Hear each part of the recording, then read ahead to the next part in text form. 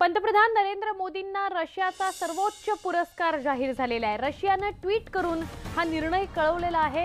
या घडीची सगळ्यात मोठी बातमी आहे, पंतप्रधान नरेंद्र मोदींना रशियाचा सर्वोच्च पुरस्कार जाहीर झालेला आहे।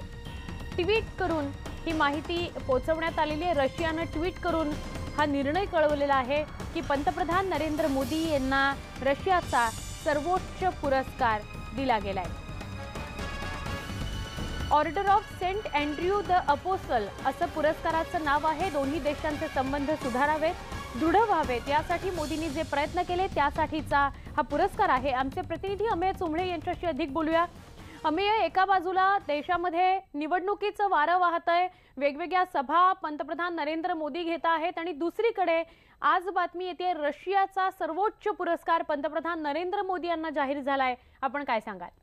हो सुवर्ण, जसं आपण बघितलं की या आधीही अनेक देशांनी आणि स्पेशली आता लेटेस्ट जो निर्णय होता तो यूएई संयुक्त अरब अमिरातीनेही मोदींना अशाच प्रकारचा पुरस्कार दिला होता।